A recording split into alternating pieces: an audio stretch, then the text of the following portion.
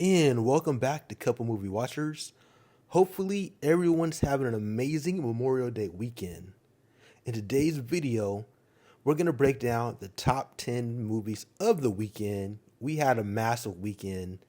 And coming in at number one is no other than Disney Lilo and Stitch. I thought this was pretty predictable. This is a family movie. People love it, and it definitely killed at the box office, making around 175 to 180 million dollars in its first week. If you just count the 3 day weekend, it's hovering around 142 million and 144 million dollars this weekend, in climbing. And coming in at number two is Paramount's Mission Impossible: Final Reckoning. Now, I seen this movie. I knew it was gonna do good, but these movies never really make $100 million out the gate, and this one did not make $100 million. But it's definitely one of the bigger openings for a Mission Impossible film. So, Mission Impossible: Final Reckoning clocked in about $77 million in this opening weekend.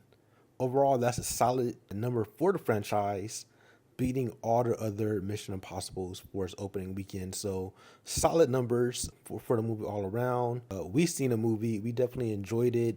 It's more so like a love letter to itself. So you get like a lot of flashbacks and stuff like that to kind of give you the feels.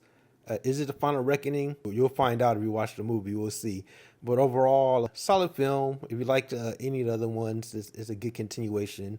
Somewhat more of the same, and I think most people will enjoy it for what it is. This movie definitely skewed older audience, and that's one thing I noticed when I was there. There's a lot of people like probably in their 50s when I was in the theater. A lot of older folks.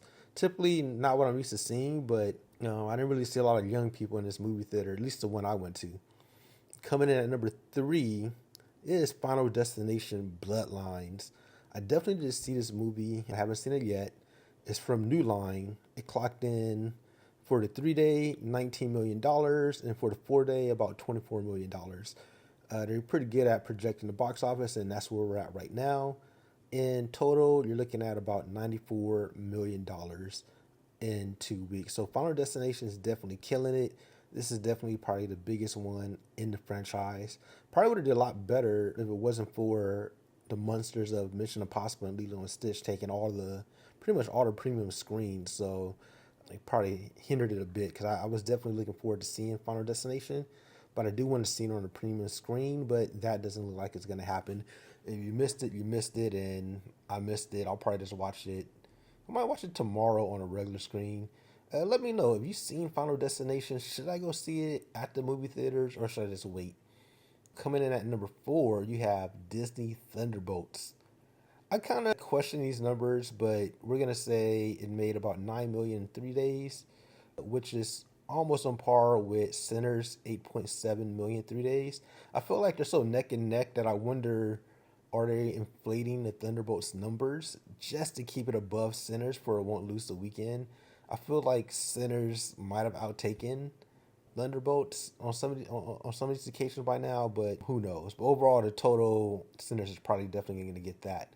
So Thunderbolts clocked in about $9 million for the 3 days. In total, made about $173 million in 4 weeks. Sinners, it clocked in for the 3 days about $8.7 million. So they're really neck and neck for the 3 day weekend. In total, you're looking at about $258 million in 6 weeks.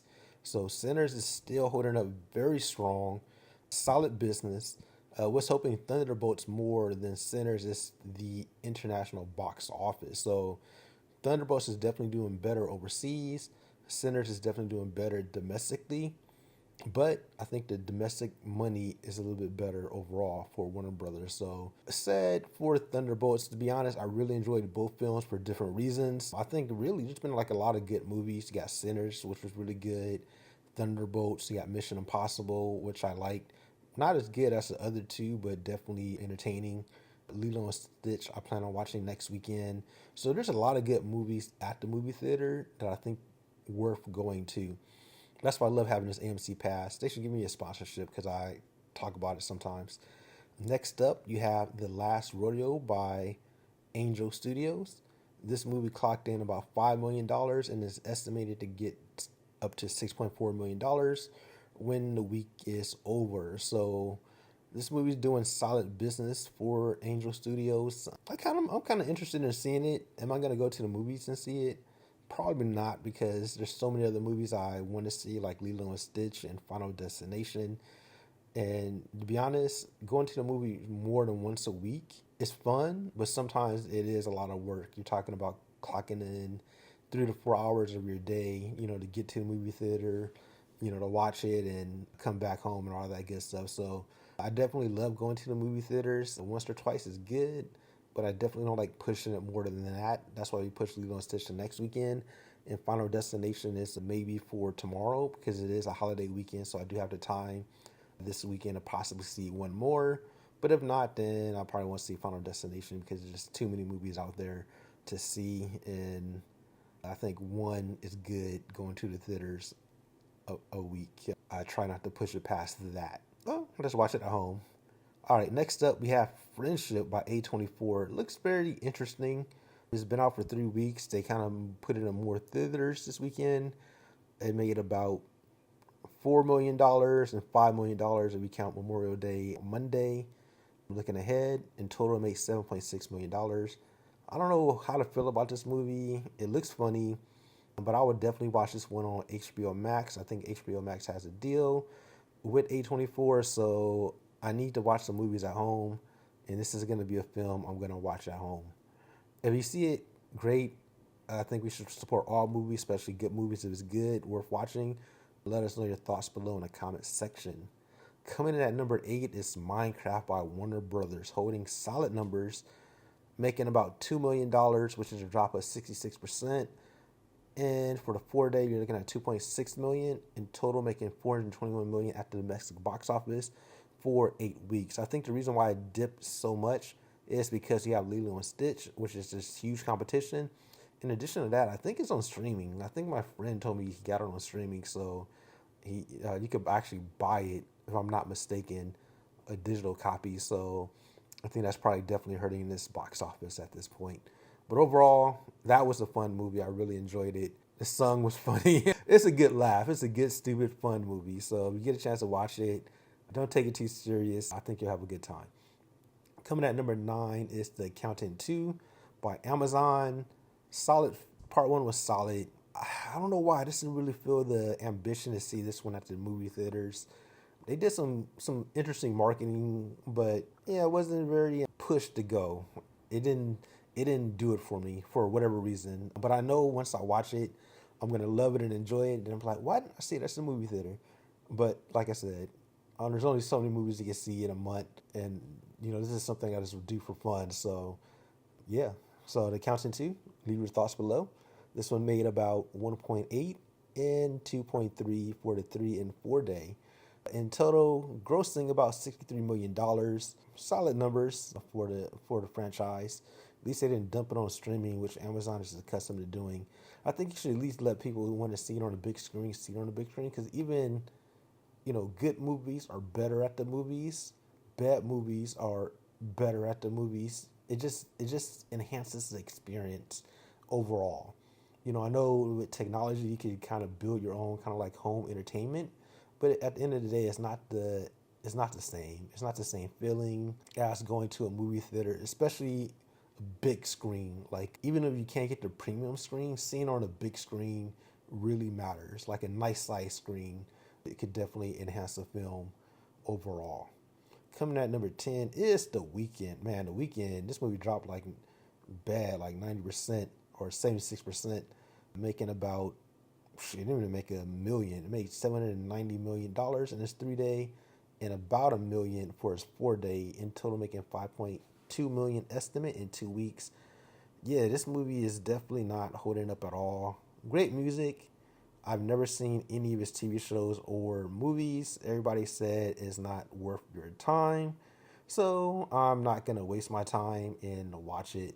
If anybody's seen this movie, let me know. Like, is he as bad as people say? I would probably think so. But overall, those are the top 10 movies. The money is flowing, which is great for Hollywood, which is a people say a dying business, but it's a rough business. I love movies. I love the entertainment value. I think YouTube, we get stuck on YouTube a bit more so watching people reviews of movies, the podcast, those things can be addictive. They're quick, easy to digest. But overall, I think the movie experience is an important experience, and it's important for people to go out there and watch movies because the movie business is an expensive business. So if you want quality movies or big budget movies, we have to support these films. Not all the films. If it's bad, it's bad. But overall, especially when it's a good film like Sinners, Thunderbolts, Mission Impossible, it's important those movies do well to get more of them because those movies aren't cheap to make. And I love watching those epic big movies on the screen. I want to see a really big sci-fi film, and I want to see a really big budget zombie film. You have 28 years later. I can't wait to see that, but I want to see more just like epic zombie films. I feel like sometimes they do it on the cheap, so I'm looking forward to 28 years later, and I heard they're doing one called The Rapture as well, so I can't wait to see those. But I want to see. I just love seeing movies on the big screen, and I can't wait to see. I think this summer is going to be a good one. There's a lot of stuff I want to see. So far, like the big films have not disappointed from Sinners, Thunderbolts, Mission Impossible. Some people would say they might not like Mission Impossible, but I thought it was solid. But yeah, that's pretty much it, man. That's it for me for this weekend. Those are your top 10 numbers. Check out our shorts where we break down some other stuff. And yeah, that's it. Until next time, peace.